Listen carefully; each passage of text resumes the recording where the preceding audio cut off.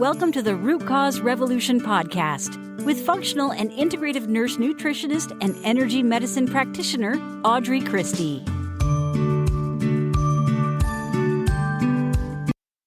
Hey friends, welcome. Today we're talking about breast health and those pesky annual mammograms. This is something we talk about often in our free private Facebook group, and the question keeps coming up because as more of us turn 40 and get well into our 40s, then it's what we're supposed to do in our 40s, right? So we're going to talk about that today. If this is your first time listening, I'd like to introduce myself. I'm Audrey. I'm a root cause clinician, and I specialize in helping you to stop masking symptoms and start healing, right? I practice a wellness practice, not a sickness practice. We work from the roots up and the inside out. I specialize in helping you to start your own root cause revolution to rebalance your body so we can heal it for good. So if you're done with Band-Aids and you're ready for real healing solutions, you're in the right place. So I don't want this episode to be all over the place, but no conversation around mammograms would be complete without discussing breast cancer and breast health, right? After all, that's what we're trying to do with mammograms. That's why we're ordered to do annual mammograms or semi-annual mammograms. So while the answer as to why a person gets breast cancer has so many factors, genetics, lifestyles, epigenetics, exposures, there are some things that are heavily implicated in breast cancer and heavily implicated in breast health. So I want to talk about some of those factors. Things that are implicated in breast cancer include hormones, right? That's probably top of the list, especially estrogens. This can come from your ovaries, your fat cells. It can come from hormone pills. It can come from steroids and cortisone. And it is reduced. So these hormones are balanced or reduced by strenuous physical exercise, right? Lifting heavy things, pregnancy, lactation, eating balanced anti-inflammatory nutrition, and menopause. The second thing that is implicated in breast cancer is something called organochlorines. And these come from pesticides, herbicides, bleach, plastics, and even heavily chlorinated water, whether it be tap water or pool water, right? It can also come from water pollution. The way you reduce your exposure to organochlorines is by filtering your water, using unbleached paper. That's a big one.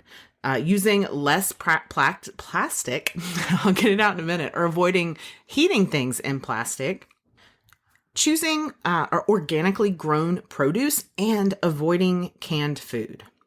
The third thing is radiation, and specifically, or I should say especially, radiation exposure when you are young. Now, sources of radiation include X-rays and include mammograms. The only thing that reduces risk for radiation is avoidance, because radiation is implicated in breast cancer in cumulative doses. The fourth one is EMFs. Yes, as in electromagnetic fields. And unfortunately, this comes from everything, right? You can shield yourself or you can distance yourself. Studies show, and these studies are relatively new because the amount of EMFs we are under has increased significantly in the last probably 2 decades. But distance works better than shielding. If you can't be away from your device, then shielding is kind of your next step. Another thing that is heavily implicated in breast cancer is tobacco. And tobacco is one of those things. There's no safe amount of tobacco. Avoidance is best. Same with alcohol. Alcohol is easily available, is often peer pressured, is convenient, and it is a stress reducer. And so the way to avoid alcohol, right, or mitigate the cost of alcohol on your body is to reduce it, eliminate it, eat a good nutrition diet. You can use some herbal alternatives, and you can also just in general reduce stress. Now, not to make light of it, those are 6 really serious things: hormones, organochlorines, radiation, EMFs, tobacco, and alcohol. And there are more. These are just, kind of the top 6 that are implicated. But don't worry, because there are things, some of which I mentioned, but there are other things that we can do to improve breast health. So I want to make sure we paint a picture on both sides. Like, I don't just want to scare people. So in the things implicated in breast health. Let's talk about that. So high levels of vitamin C. So fresh, raw, vitamin C rich fruits, really good for breast health. High dietary levels of vitamin E. That's a fat soluble vitamin. It's kind of like vitamin D. It's not really a vitamin, more that it is a hormone. High levels of selenium, also implicated in breast health. Sufficient vitamin D. So that means sunlight for 25 minutes a day for most. If you have a darker complexion, you will need more than 25 minutes a day. And so, it's kind of a funny thing. Sunscreen is often promoted for preventing skin cancer, but the problem is that it also prevents the formation of vitamin D. Vitamin D is a really important antioxidant, and we talk about it a lot here on the podcast and in the group and in the Root Cause Revolution membership. But in this context, you have to understand that vitamin D also inhibits the initiation phase of breast cancer. So let me say that again. Vitamin D inhibits the initiation phase of breast cancer. So you may have heard me say on previous podcasts that your body chooses to or not to have cancer millions of times a day. And this is one of those small ways that it does that. Number 5, adequate levels of melatonin. Okay. Melatonin is reduced by too much light at night. It is reduced by too much alcohol. It is reduced by beta blockers if you're on that medication. So the pineal gland, and we've talked about this some in sleep episodes, reacts to light at night by producing, or reacts to no light at night by producing melatonin. Melatonin is, drumroll, breast cancer inhibiting. So constant exposure to light at night, illumination at night, whether it is from a nightlight, from a street light, from your phone screen, from your iPad, reduces the production of melatonin. It actually reduces the production of melatonin as much as the use of daily alcohol. So combine those two together and you're in a real bad spot, right? And so this increases, melatonin alone increases the risk of breast cancer by the same amount as daily use of alcohol, right? But this episode isn't about getting 5 to 15 minutes of sunlight a day and sleeping in a totally dark room. I just want you to know that those are two things that really help to mitigate this risk significantly. Number 6, another breast health. Another thing implicated in breast health is significant exercise, right? Moving heavy things, lifting weights. You don't have to be a power lifter, but moving heavy things and lifting weights is one way to prevent early death, right? Because frailty is what tends to get people. And frailty impacts your immune system, your ability to metabolize glucose, all the things, right? So having muscle on your body is critical. Now, something that I want to impart on you as we talk about these 6 things, a number of them, I mentioned vitamin C, vitamin E, selenium, vitamin D, even melatonin are all available in supplement form, right? But before you go shopping on Amazon or heading to my full script to fill supplement recommendations for any of these, know that supplements do not have the same cancer preventative effects as whole food, as eating good nutrition, right? We want to make sure that we're not using supplements as a crutch. Supplements are a bridge, but we don't want to use them as a crutch to try not to make changes. I've said it a million times before, you can't out-supplement a bad diet. Now, if we want to dive deeper into these, we certainly can. Reach out, post in the group, let me know if you want to dive into these further. But we're here to talk about annual mammograms, right? So mammograms are probably the most widely publicized aspect of breast cancer, right? You find ads on the TV and magazines, on social media. You find hashtag of this is 40 or, that sort of thing associated with mammograms. Here's the thing, and I want you to hear me. Screening mammograms do not prevent breast cancer, okay? Screening mammograms do not prevent breast cancer. A mammogram is an X-ray. And as we talked about in the top of the episode, X-rays are implicated in the cause of cancer. The ads that you see promoting regular screening mammograms are paid for by those who stand to profit from their acceptance and wide use. So that begs the question, should you have a screening mammogram? At what age and how frequently? Interestingly, science doesn't agree to the answers to these questions. So I could find studies to support any stance I want to take on this, right? Here's my stance. And this is a stance that you have to determine based on your lifestyle, your family history, your current ability to maintain or have maintained an anti-cancer lifestyle.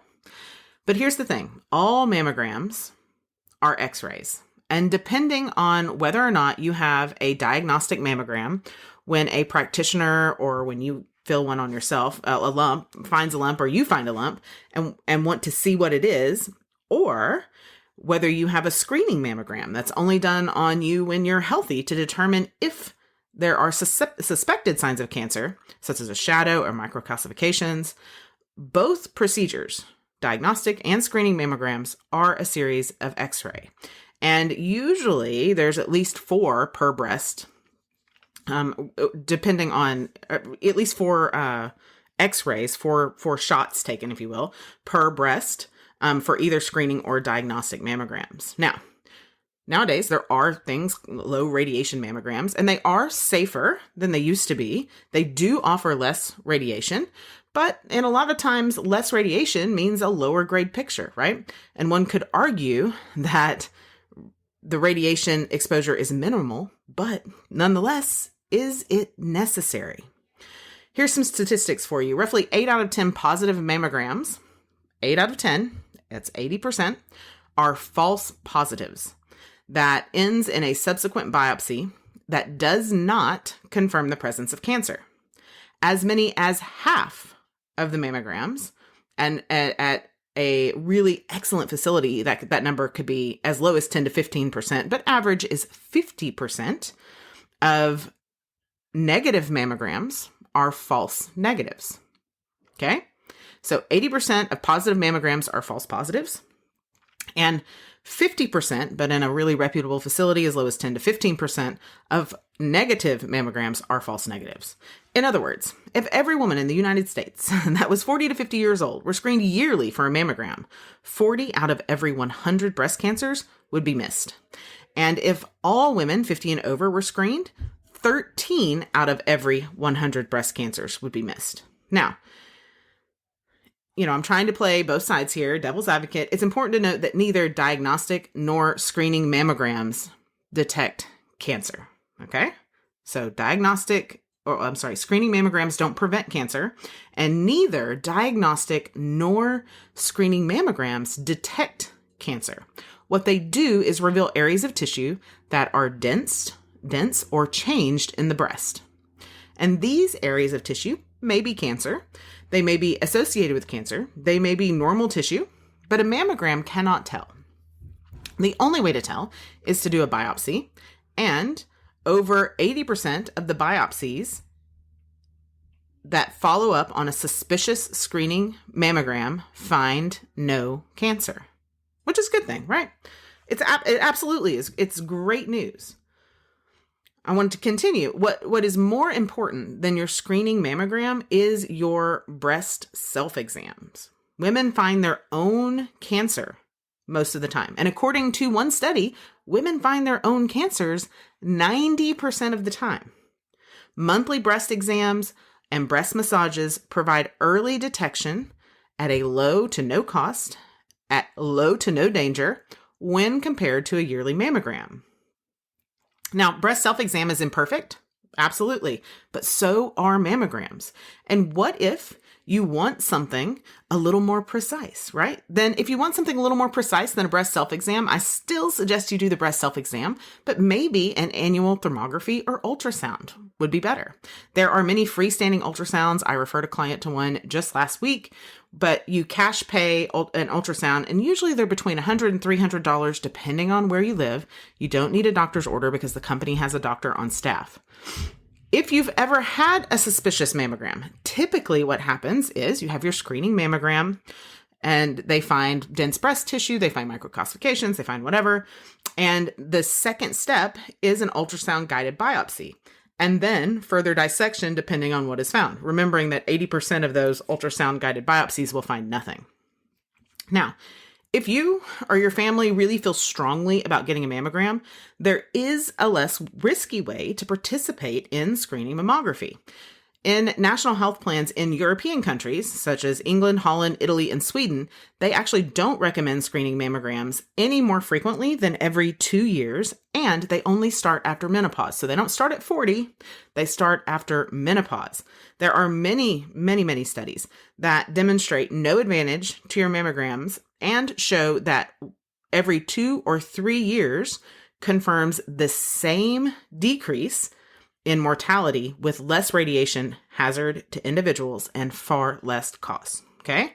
So having a mammogram starting after menopause, so your first annual mammogram when you have reached menopause, and then having a mammogram every 2 to 3 years has the exact same statistics as having a mammogram every year. And obviously following the European protocol, you have a lot less radiation. So you're not using one of the main things implicated in breast cancer to try to prevent breast cancer, right? So all this to say, what is the game plan?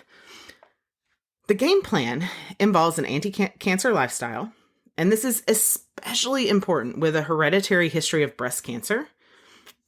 Especially important. If you have aunts, mom, grandmothers with breast cancer, then an anti-cancer lifestyle should be priority in your life. So all those things we talked about, tobacco, alcohol, lifting heavy things, making sure you're sleeping, getting enough vitamin D, eating a nutrient-rich diet, all of those things are really, really important.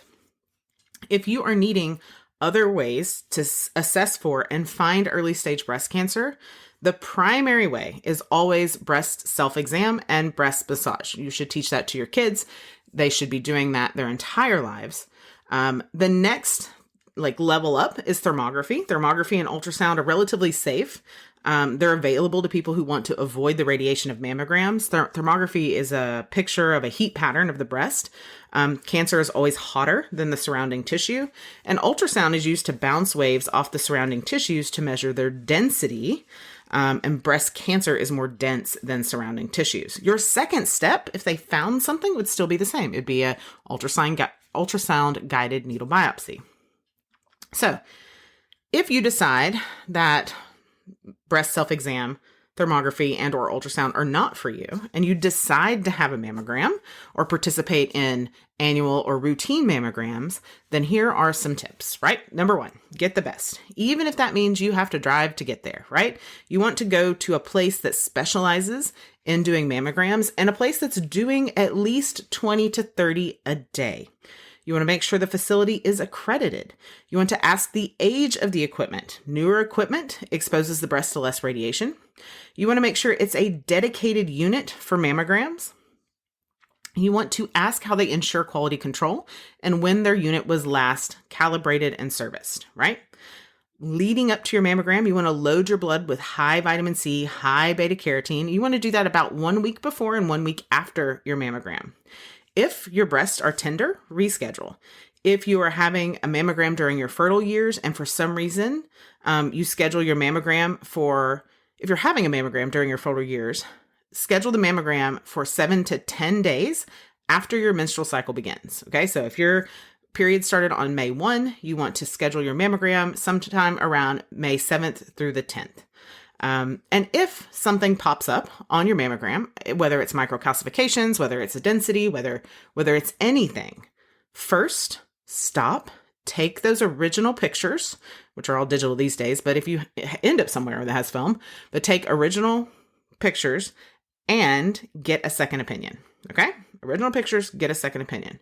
You can always get a second opinion that is an ultrasound without the needle biopsy. You may have to pay for it out of pocket, but that is, an option for you.